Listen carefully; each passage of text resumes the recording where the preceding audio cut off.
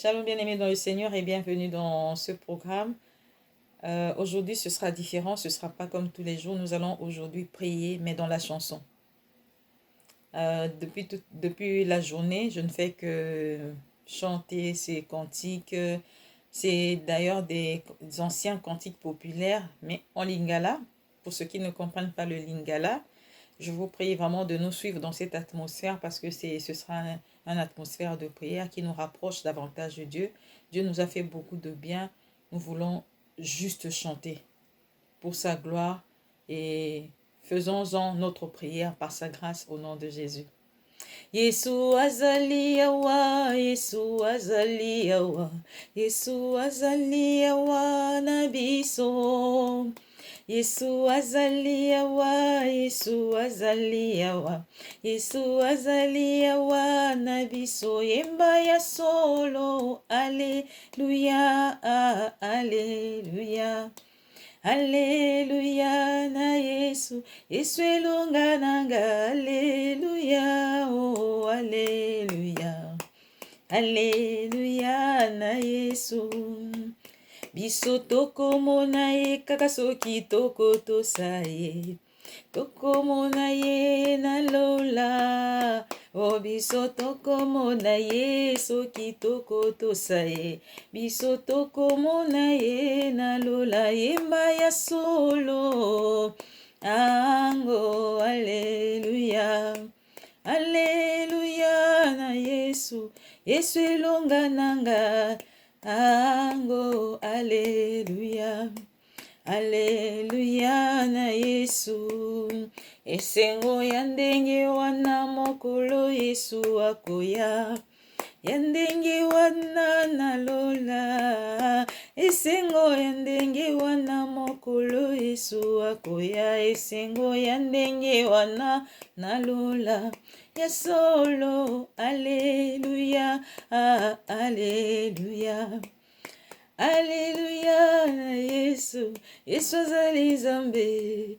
Ango, Alléluia. Alléluia, oh natondi yo kolo. Nanga Alléluia, natondi yo kolo. Amen, amen, amen. Oh kolo, oh Alléluia, natondi yo kolo. Amen, amen. Yobateli biso, Yesu te biso natondi yo kolo. Amen, amen, amen. Oh Yesu, nanga Alléluia. Oh kolo, oh mondimi, yozali wapi yaka lelo maswa esemi mondimi yokei wapi yaka lelo maswa o mondimi kota kota na maswa maswa mondimi kota kota na maswa maswa mondimi zonga kota na maswa. Oh, même si l'apôtre Paul est tombé, mais Jésus reste debout, il continue son parcours, je serai derrière lui. Oh, même si l'apôtre Paul a failli, Jésus reste debout, il continue son parcours, moi je serai derrière lui. Mwasi na lota talaki mao, alobi atikaki bomengo, ngai natiki nini. Nakotala nsima te, mokonzi azwi nga na zero, informe evido, ingratitude yango ya nini. Mpo nga natika Yesu oyo atanga moko, nakolanda Yesu. Ata ngai moko nakolanda Yesu, ata ngai moko. Mpo nga nalapanda oh na nsima te, ata bato nyonso batiki ngai, ata bato nyonso babwaki ngai yo, nakolanda kaka Yesu, ata ngai moko kaka. po ete nga nalapa na kozonga na nsima o mokeli abengi ngai ngai nandimi Yesu abengi ngai ngai nandimi nkolo abengi ngai nandimi nga nakende kosala mosala oh nga nakende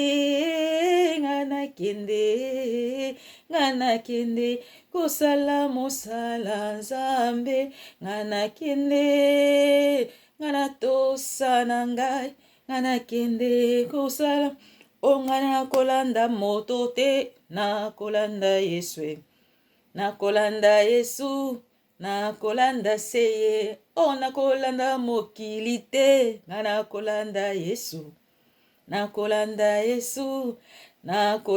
seye tika nakumisa Yesu Masiya botika nga na mema ekulusu nanga botika na sanjola kombo na yebi pai biso ata bakotonganga tika nakumisa Yesu Masiya botika nga na mema ekulusu nanga botika na sanjola kombo na yebi pai biso. Oh bien-aimé dans le Seigneur, Jésus-Christ est merveilleux, il nous aime, aimons-le, respectons-le. Il a dit, si vous m'aimez, gardez mes commandements. Portons notre croix. Le Seigneur dit dans Matthieu 10, verset 38, je vais lire pour qu'on finisse. Il a dit, celui qui ne prend pas sa croix et ne me suit pas n'est pas digne de moi. Celui qui ne prend pas sa croix et ne suit pas Christ n'est pas digne de lui. Si vraiment tu es chrétien, si vraiment tu es croyant, si tu aimes le Seigneur Jésus, porte ta croix. Accepte de porter ta croix.